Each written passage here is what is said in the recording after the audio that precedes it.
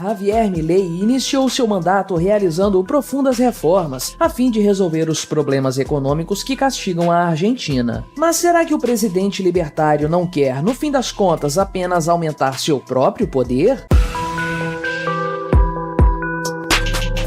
Este é o Visão Libertária, sua fonte de informações descentralizadas e distribuídas. Mal começou e o mandato de Javier Milei como presidente da Argentina já tem dado o que falar. Pode até não parecer, mas o libertário está no cargo há apenas um mês. É que o seu ímpeto em fazer as necessárias reformas que o país demanda, bem como os contínuos choro e ranger de dentes da grande mídia, fazem parecer que Milei está ocupando a cadeira presidencial há bem mais tempo. E a verdade é que as impressionantes notícias a respeito de suas medidas emergenciais não param de chegar. Desde que assumiu o cargo, Milei já emitiu 3 grandes decretos. O primeiro deles contava com apenas 10 artigos. Porém, o que veio na sequência, nem o mais otimista dos libertários poderia imaginar. Javier Milei emitiu um decretaço com mais de 300 itens, seguido por um pacotaço composto por mais de 600 medidas de liberdade econômica e desregulamentação. Somando tudo, o novo governo argentino já propôs mais de 1000 artigos até o momento. E de acordo com Federico Sturzenegger, o grande mentor econômico de Javier Milei, o presidente propôs até o momento apenas 40% de suas medidas. De repente, aquele discurso de campanha que batia na tecla da dolarização da economia e do fim do Banco Central parece até conservador. Contudo, as reformas de Javier Milei não se resumem à área econômica. O libertário também quer realizar profundas alterações no funcionamento do Estado argentino. Dentre seus decretos, encontramos coisas como a mudança na composição do Congresso argentino, o fim das eleições primárias para presidente da República e a concessão de mais poderes para que o chefe do executivo promova privatizações. As propostas de Milei prevêem também a declaração de um estado de emergência até o fim de 2025, prazo que pode ser prorrogado até 2027, ou seja, essa situação poderia vigorar durante todo o seu mandato. O estado de emergência daria poderes para que o presidente pudesse adotar medidas relativas a diversos temas sensíveis, sem a necessidade de que esses temas sejam antes apreciados pelo parlamento. Esse ponto, por óbvio, é bastante polêmico. Polêmica é também a imposição de limites às manifestações populares, outra das medidas propostas por Milei. Os chamados piquetes, ou seja, manifestações com bloqueio de ruas e avenidas, sempre foram muito comuns na Argentina. A expectativa era de que sindicatos e funcionários públicos se mobilizassem para realizar inúmeros piquetes no início do governo Milei. Contudo, o decretaço do novo presidente proibiu esse tipo específico de manifestações. Embora já seja alvo de críticas, Javier Milei tem defendido com veemência a necessidade da imposição dessas medidas. No texto de seu decreto, por exemplo, o presidente explica essa necessidade. Nenhum governo federal recebeu uma herança institucional, econômica e social pior do que a que recebeu a atual administração, o que faz com que seja imprescindível adotar medidas que permitam superar a situação de emergência criada pelas excepcionais condições econômicas e sociais pelas quais a nação padece. Contudo, não faltam pessoas que não concordam com o posicionamento de Javier Milei. Esse é o caso, por exemplo, do famoso advogado constitucionalista argentino Daniel Sabzai. Veja o que disse o advogado se referindo aos decretos do novo presidente. Se isso se concretizar, estaríamos dando nas mãos de uma só pessoa a soma do poder público. Ele ainda sentenciou: